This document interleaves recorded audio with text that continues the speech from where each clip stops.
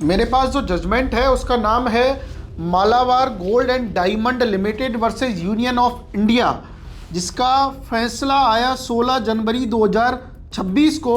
और ये शानदार फैसला आया बैंक अकाउंट फ्रीज और अनफ्रीज को लेकर। बैंक अकाउंट फ्रीज और अनफ्रीज के इस फैसले में वो स्टैंडर्ड ऑपरेटिंग प्रोसीजर जिसकी वीडियोस हमने बनाई 2 जनवरी 2026 को जो आई उसको भी डिस्कस किया। साथ में कुछ सेक्शंस को भी डिस्कस किया कि क्या पुलिस के पास इतनी पावर है बिना किसी वजह, बिना किसी आपराधिक प्रकरण और बिना किसी इन्वेस्टिगेशन के आप किसी भी पर्सन का या किसी भी कंपनी का बैंक अकाउंट फ्रीज कर सकते हो। 12 पेजेस का ये जजमेंट आपको advocateadarsh.com वेबसाइट पर मिल जाएगा, आप पढ़ भी सकते हैं। इसके की पॉइंट तो मैं इस वीडियो में ही डिस्कस आपके साथ करने वाला हूं, साथ ही साथ कुछ कानून के प्रावधानों को भी मैं आपके साथ डिस्कस करने वाला हूं, जिससे आपका कम से कम ये डर तो ख़त्म हो कि बैंक अकाउंट फ्रीज होने का मतलब ये बिल्कुल भी नहीं है कि हम ही साइबर क्रिमिनल हैं। ये national cyber crime reporting portal और Indian cyber crime coordination centre, ministry of home affairs, इनकी एक मैकेनिज्म है जिससे हम सभी बंधे हुए हैं। आपका, मेरा, किसी भी व्यक्ति का कभी भी बैंक अकाउंट फ्रीज या लीन हो सकता है, और लीन और फ्रीज होने को ही इलीगल माना गया इन कुछ जजमेंट्स में। इस जजमेंट के अलावा भी और भी जजमेंट्स पे हम बात करेंगे। और ये कहा गया कि बैंक अकाउंट फ्रीज अगर हुआ है तो इसका मतलब ये बात बिल्कुल भी नहीं है कि वो व्यक्ति अपराधी है। आपने क्यों कानूनी प्रावधानों को फॉलो नहीं किया। अगर आपके पास किसी भी इन्वेस्टिगेशन एजेंसीज का कॉल आए, आपसे पूछा जाए कि आपका बैंक अकाउंट फ्रीज है, ये करिए वो करिए, तो आपको इंस्टेंट अगर कोई लॉयर नहीं मिले तो आपको कुछ कानूनी प्रावधानों के बारे में तो आपको भी पता होना चाहिए, उस मैकेनिज्म के बारे में आपको भी पता होना चाहिए कि आखिर उस समय उस इन्वेस्टिगेटिंग ऑफिसर से हमें बात क्या करनी है। Malabar gold and diamond limited एक कंपनी है जो ज्वेलरी का बिजनेस करती है, अपने कस्टमर्स को ज्वेलरी बेचती है, खरीदती है और इस तरीके से काम करती है।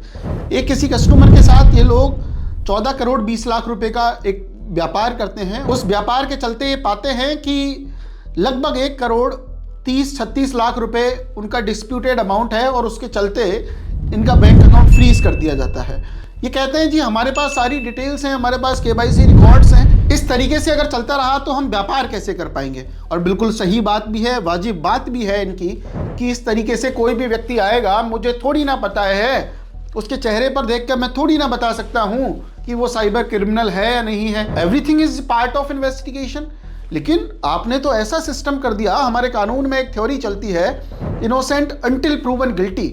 आपने तो ये कह दिया गिल्टी अंटिल प्रूवन इनोसेंट। पहले तो हम खाता फ्रीज करेंगे, पहले तो हम उसको अरेस्ट करेंगे, उसके बाद इन्वेस्टिगेशन करेंगे। अरे भाई साहब, अरेस्ट तो आप उस आदमी को करोगे, बैंक अकाउंट फ्रीज तो उस आदमी का करोगे जिसमें आपकी इन्वेस्टिगेशन में पाया गया हो ये क्रिमिनल है या आरोपी है या क्राइम कर सकता है, क्राइम किया है। और बिना किसी ड्यू डिलिजेंस की कंप्लाइंस के, बिना किसी कानून के प्रोविजंस का फायदा लेकर, बिना किसी कानूनी पहलुओं को मद्देनजर रखते हुए आप किसी का भी बैंक अकाउंट फ्रीज कर देंगे। इस चीज को बड़े सीरियसली लिया गया और ये कहा गया कि 106 भारतीय नागरिक सुरक्षा संहिता, साथ के साथ 107 भारतीय नागरिक सुरक्षा संहिता, जो पहले 102 और 103 हुआ करता था, ये कह दिया गया कि किसी भी बैंक अकाउंट को फ्रीज करना इन्वेस्टिगेशन एजेंसीज को पावर तो देता है, लेकिन कब।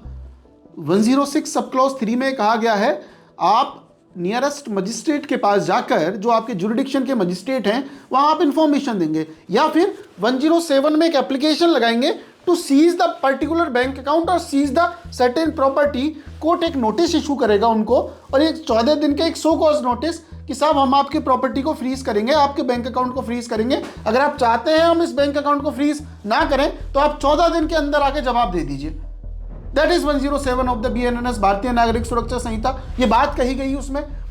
तो हमारा पक्ष ये है, इस जजमेंट में भी इनका पक्ष ये था कि क्या विदाउट एनी प्रायर नोटिस आप किसी का भी बैंक अकाउंट फ्रीज कर सकते हो, क्योंकि अभी तक तो यही हो रहा है। आप 1930 पर कॉल करते हैं, लेयर सिस्टम बनता है, यूनिक ट्रांजेक्शन रेफरेंस यूटीआर से 1 2 3 4 5 bank account freeze, bank account lien without any prior notice. How you can freeze or the lien of the someone's bank account, ये पॉइंट रखा गया है इसमें। अब इस पॉइंट के साथ साथ उन कानूनी पहलुओं पर भी चर्चा की गई, एसओपी पर भी चर्चा की गई, और साथ ही साथ ये कहा गया कुछ जजमेंटों के बारे में। डॉक्टर साजिर का जजमेंट आप सबको लगभग याद होगा, 2023 में आया। फिर मद्रास हाई कोर्ट का मोहम्मद सफीतुल्लाह, फिर पवन कुमार राय दिल्ली हाई कोर्ट, फिर नीलकंठ पारमा, फिर एडना राय, फिर प्रेमचंद पूनिया राजस्थान हाई कोर्ट। इस तरीके से अलग अलग टाइप के जजमेंट आते गए। एक केरला में भी जजमेंट आया। केरला का जजमेंट था head star global private limited versus state of Kerala. इस जजमेंट में ये कहा गया कि बैंक अकाउंट फ्रीजिंग इलीगल है। आप 106 या 107 बीएनएनएस के प्रोविजंस की अगर कंप्लाइंस नहीं करते हैं तो 100% आपने इलीगल काम किया है, और पूरे उस अकाउंट को ही अनफ्रीज कर दिया गया। अब सरकार को इस चीज़ को लेकर बड़ा एग्रेशन आया, गुस्सा आया। ये कहा कि ऐसे कैसे हो सकता है हमारे क्योंकि पुलिस डिपार्टमेंट ने वो अकाउंट फ्रीज करवाया था, ये कहा वो कहा, और उनका अकाउंट ही अनफ्रीज कर दिया गया। वो चले जाते हैं साहब सुप्रीम कोर्ट। सुप्रीम कोर्ट में कहते हैं जी केरला हाई कोर्ट के जजमेंट के खिलाफ हमने अपील कर दी है, एसएलपी लगा दी है, और हम ये कर देंगे और वो कर देंगे। Honourable apex court supreme court of India ने ये कहा, भाई साहब जो केरला हाई कोर्ट ने जो फैसला दिया है बिल्कुल सही दिया है। आप 106 से 107 की कंप्लाइंस नहीं करते हैं तो आपके बैंक अकाउंट को फ्रीज नहीं किया जा सकता। आपने कभी कभी ये भी सुना होगा कि जैसे ही आप कॉल करते हो किसी भी इन्वेस्टिगेशन एजेंसीज को और ये पूछते हो साहब आपने हमारा बैंक अकाउंट फ्रीज क्यों किया है, तो ये कह देते हैं हमने नहीं किया, आपका बैंक अकाउंट फ्रीज अपने आप हो गया। अरे भाई साहब अपने आप अनफ्रीज थोड़ी हो जाएगा, फिर अनफ्रीज तो आप करोगे, अनफ्रीज की एनओसी तो आप दोगे। आप करो ना इन्वेस्टिगेशन। लेयर 7 वाले में, लेयर 7 में, लेयर 6 में, लेयर 5 में मैं हूं, करो इन्वेस्टिगेशन। आपको नहीं पता, आपने तो कह दिया हमने नहीं किया है, हम नहीं करेंगे। आपकी मेल में इतनी पावर है कि आप एनओसी देंगे तो अनफ्रीज हो जाएगा।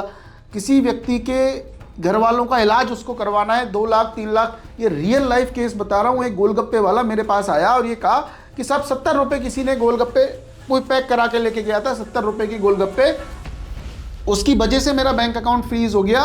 मैंने पेटीएम से 3 लाख रुपए का लोन लिया था, लोन आ जाता होगा मुझे नहीं पता, 3 लाख रुपए का लोन उसके कहने के हिसाब से पेटीएम से उसने लिया, और इसलिए लिया उसकी माँ का उसको इलाज करवाना था, कोई घुटने वगैरह का कोई बहुत ज़्यादा सीवियर इशू था, तो उसका इलाज करवाने के लिए 3 लाख रुपए का लोन लिया। डॉक्टर की डेट आ गई, मेडिकल वाले भैया ने ये कहा पैसा जमा कराओ तभी हम इलाज करेंगे, और बैंक अकाउंट हो जाता है फ्रीज। और 70 रुपये के लिए किसी भी जांच एजेंसी से बात करते हैं, आप यहाँ आ जाइए, आप ये कर लीजिए, अब वो कर लीजिए, फलाना ठिकाना। अरे भाई साहब क्या चल रहा है ये? इसीलिए ये जजमेंट हमारे लिए इंपॉर्टेंट है। ये एसओपी को भी इसमें डिस्कस किया है। राजस्थान हाई कोर्ट का भी एक आदेश आया जिसमें भी उस एसओपी को डिस्कस किया गया।